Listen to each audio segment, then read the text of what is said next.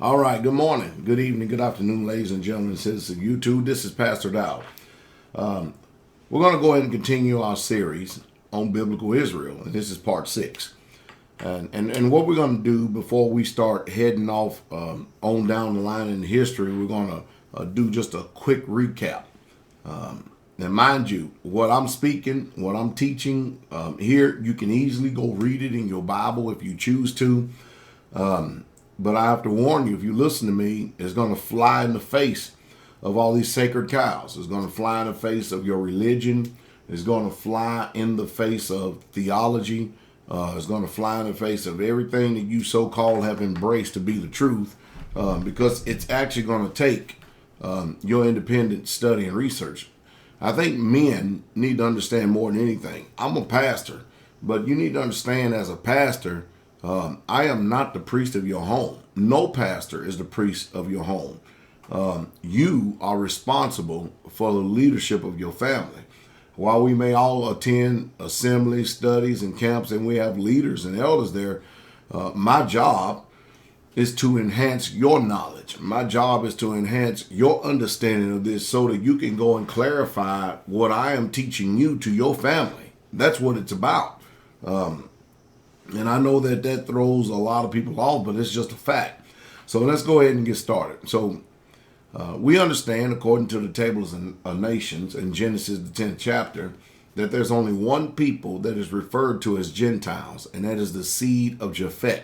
And when you go and look up the seed of Japhet and then the places where they migrated, those are white people. What throws everything off is that we are presented our scriptures. I'm talking about my people, the Israelites. We're presented our scriptures by our captors. Our captors have taken our word and translated it so it could better suit them. And so it's hard for people to navigate and understand what the Bible is saying, especially if you look at it through a Christian perspective, because it makes sense. If you look through the lenses of Christianity, you look through the lenses of Christianity, it makes sense. If you look through the lenses of what Christianity is presented to you as Judaism, it makes sense because of the way that they have learned how to manipulate and coerce this word. What doesn't make sense is to someone who is a student of the word themselves and who is informed. It's kind of like, it just doesn't make sense. We cannot square, after reading the Bible, how can someone insult the true and living Elohim, Almighty Yahweh himself, who you call God? How in the world can they just literally insult him and just smack him right in the face and put up a Christmas tree? See, these things have been appointed to other nations, not to Israel. It's up to us to be an example to show these nations, especially our people, that these things are not to be so. We're not to seek to wooden crosses, graven images, setting up idols that can't move. These things have been appointed to nations. That's the reason why the nations, when they're teaching our book from their perspective, they make all kinds of excuses and they justify what the word says. But I'm not a collaborator, and I'm not a justifier, and I'm not a pacifier, and I'm not going to do that. I'm just going to tell it like it is, because our people have gone into captivity and been into captivity simply because of our disobedience to the word. And of course, the word of the hour is return, O backsliding children. And that's the word. Now, I'm of the tribe of Judah. And we're living in a time that all of Judah didn't go away. We didn't go away. But I'm doing everything I can to try to recover my people and anyone that were here. And everybody were not here. I understand that. As a matter of fact, the majority of people were not here. But we're going to deal with this word Gentile for a moment. When we receive the English translations of the Bible, it's hard for people to navigate and to understand exactly what is going on and what they're really doing, because there's a lot of wordplay, there's a lot of mental gymnastics, there's a lot of mistranslations, especially in the King James Version of the Bible. Why I believe that the people who receive the word, I'm talking about the prophets, the Hebrew Israelite prophets, were definitely inspired by the Most High Yahweh when they wrote down the scriptures on parchment. I don't have a lick of confidence not one lick of confidence in these translators. There was no inspiration and no unction under them whatsoever at all, except collusion, manipulation, coercion, and deception. And which, now while you have to dig for the truth, because the truth has to be digged for like gold, like silver in the ground. It has to be digged for like precious metal. It has to be searched. Remember, it is the glory of Yah to conceal a matter, but it is the honor of kings to search it out. And you can tell that many of these people are never kings, never been priests, because what most people do is they get on the internet and they go hear what somebody else has to say about a subject. They embrace what these people say without checking these people out, without checking them against what the word says. And then they begin to rehash, they begin to regurgitate somebody else's teaching without even knowing what these people say. And that's why there's so much confusion on the people's faces today. That's why so many people are discombobulated, because they simply just don't understand the dynamics of what it takes of going to the word first. Then you go and explore and see what somebody else has to say, be it a history book, be it somebody calling himself a theologian, a scholar, or whoever it may be. The acid test is, you check the word first. You see what the word says, get educated about what the word says, become intelligent about what the word says, then go. You be able to clearly see through the lies and the deception. And not only that, you begin to see through all the race baiting too, because people present teachings and doctrines a certain way to sway your mind a certain way, and that's it. Because they're deceivers. They're literally deceivers because they have an agenda. Whatever that agenda is, it usually takes someone who's informed to understand and uncover what that agenda is. But I'm always amazed how people can come to so much truth, and they can be passionate about one or two truths that they have while they ignore the rest of the word, while they ignore the rest of the Bible. That just literally amazes me. It always has, and I assume it always will. But when you look at the word Gentile, it comes from the seed of Japhet. Now we have the translation of the Bible, the King James, the English version. We see this word Gentile now scattered all over the place. And what people do not know is that a lot of times when the word, especially when we're still in the Old Testament, okay, when you see the word Gentile, it's mostly, the majority of the time, talking about the Israelites who went off into idolatry and were scattered among the nations and started behaving like the nations, started setting up idols, started setting up images of wood and stone and started worshiping them. They went off. And remember, Almighty Yahweh gave the northern tribes of Israel a divorce. And Judah was the only one that remained faithful. And Judah consists of Judah, Benjamin, and Levi. They're the only ones that remain faithful to the Most High. And so, when you read this word Gentile, you automatically assume that it's talking about the nations, because that's the way you've been conditioned. That's the way they massage your mind.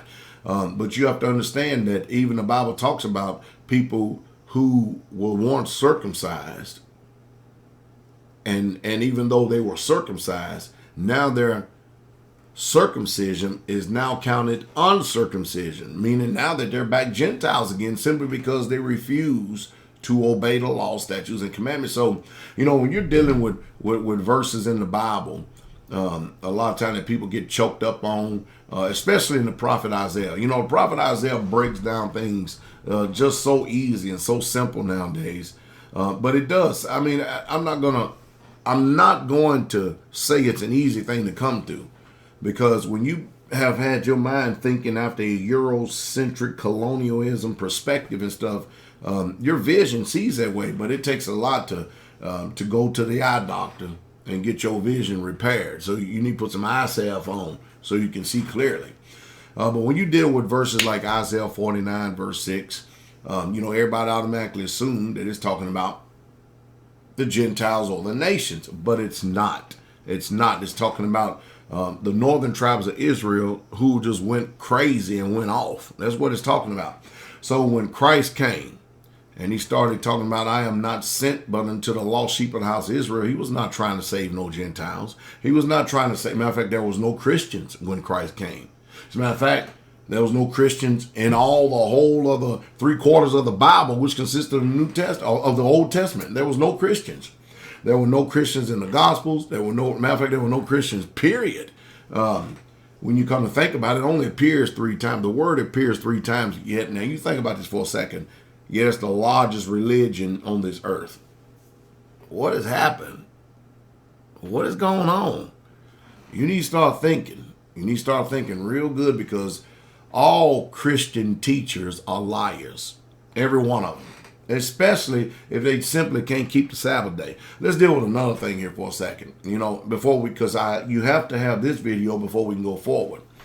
The word Jew. Where in the Torah, the law of Yahweh, do you see the word Jew? 0. Do you know that word Jew didn't come up until 2 Kings, the 16th chapter, the 6th verse? Then all of a sudden these people started being called Jews. They were not Judeans. See, people make the mental, I used to do it. People make the mental mistake by saying, okay, Jews, Judah, Yehuda, Yehudims. Wrong, wrong, wrong, wrong, wrong. That is an acid mistake, a big time mistake. What happened was these people began to be called Jews, those who were squatters in the land after the Assyrians and the Babylonians carried away Israel and carried away Judah.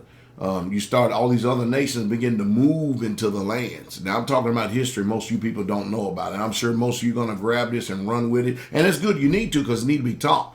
And what they did, the Assyrians, they left the poorest in the land to be vine dressers. In other words, when they sacked our land, they took all the people who had experience in building, who had knowledge, who had wisdom, who had understanding, and they took them. But I mean, after all, they don't want a bunch of, and I'm going to use this, and I don't mean to be negative and derogatory, it's just that in this society, we understand this kind of talk. The Assyrians didn't take trailer trash and project trash to their nation. They didn't want to bring that kind of demographics up there and start screwing up their nation. So they left the lowest base people of Israel in the land, of Judah in the land, to dress the vines and till the lands. Well, they had no power and might. So all these other people, especially the Edomites, they started moving in, and they started, bringing in their own customs and their own laws and all kind of other stuff. Well, anyway, a strange thing began to happen. All of a sudden, these people who the Assyrian king and who the Babylonian king, they allowed them to come into the land and stuff. These people didn't know the God of the land. And so lions would start eating these people, just start eating these people because they were not Israelites. So you know what they did? They sent a boot-licking, jackleg, two-faced dog, Balaam type preacher down there to teach them the Torah and the law. Do you know the sole purpose of it? So they can get the lions off their ass. That's it. Not because they were zealous towards the law. They were saying, if you're going to live in this land, and if you don't want these plagues to be coming upon you, these are the things you got to do, because this is the God of the land. This is his attitude towards this land. And this is what you got to do if you're going to obey all of these attacks that's coming to you and all these plagues.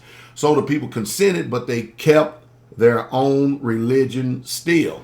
In other words, what they try to do is just like Christianity does today, which is deceive the masses of you people. Islam has deceived the masses of you people. Judaism has deceived the masses of you people. As a matter of fact, all religions in the world has deceived you. And what they do is they think that they can allow you to accept some portions of the scripture while they keep their own culture or religion. And they somehow, some way have convinced you that the creator of the universe will be happy to cohabitate with you while you serve other gods. Well, now Christianity's done turned around and made up a god too by the name of Jesus. And he has really duped you, because this Jesus, or this Yahshua, has the appearance of the same Yahshua, kind of like that rider on the horse in the book of Revelations. I tell you what, just go check out the 2 different riders on the horse. That'll give you some homework, okay?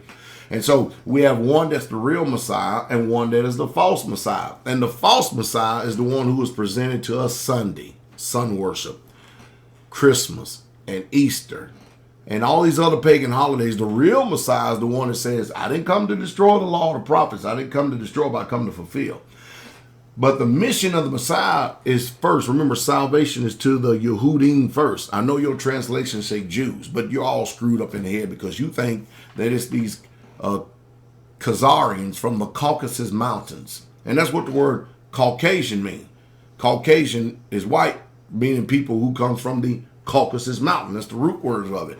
These Ashkenazis who've been run out of every country up there, all of a sudden they ended up in Palestine, and now they occupy all that little short period of land, which that's not the total land of Israel.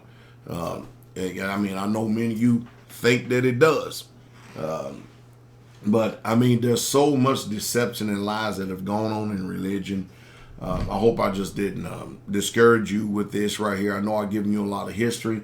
But hey, if you're really truly going to understand this stuff, I talk about this stuff all the time. You're going to have to go to online-church.org and check it out. You can go to Straightway Tech Team on the YouTube page, and you can go into the archives and look at some of the titles where I talk about this stuff in great detail and break it down. If you want to become educated, if you want to be educated concerning the truth about the real true biblical Israel.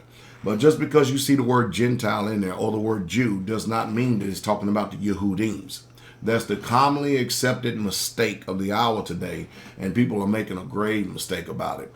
Well, it's a sad situation. So now you got people that they're calling Israel, and you expect for the white Christians and the white Jews, you expect for them to lick their boots and clap their hands and call them Yah's chosen people. But I guarantee you one thing, when they found out the truth that they've been lying to the people and they have been lied to all this time, they will not, and nor will the United States of America, give the type of support to my people who are the real true Israelites like they have this false Israel. And that's the truth, and that's the true straight way. We'll go a little bit deeper when we get into Biblical Israel Part 7. Most people can't handle truth because it's just simply a too hard pill to swallow.